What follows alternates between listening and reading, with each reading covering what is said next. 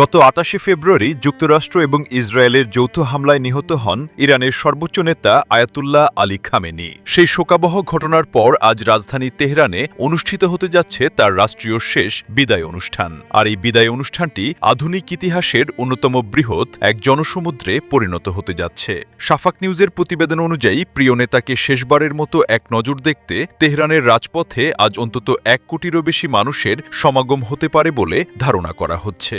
এদিকে শুধু ইরানের সাধারণ মানুষই নয়, এই ঐতিহাসিক শোকানুষ্ঠানে অংশ নিতে বিশ্বের ১০০টিরও বেশি দেশের রাষ্ট্রীয় প্রতিনিধিরা এখন তেহরানে অবস্থান করছেন।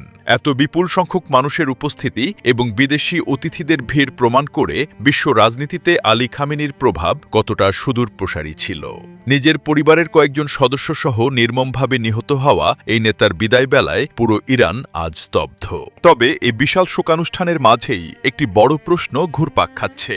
১ কোটি মানুষের এই বাঁধভাঙা আবেগ আর শোকের আগুন থেকে মধ্যপ্রাচ্যে নতুন করে কোনো বিস্ফোরণ ঘটবে কিনা। কারণ খামেনির মৃত্যুর পর থেকেই ইরান এবং পশ্চিমা বিশ্বের মধ্যে যে অস্থিতিশীলতা তৈরি হয়েছে তা এখনও বিরাজমান। এত বিশাল জনসমাগমের নিরাপত্তা নিশ্চিত করা এখন তেহরান প্রশাসনের জন্য সবচেয়ে বড় চ্যালেঞ্জ হয়ে দাঁড়িয়েছে।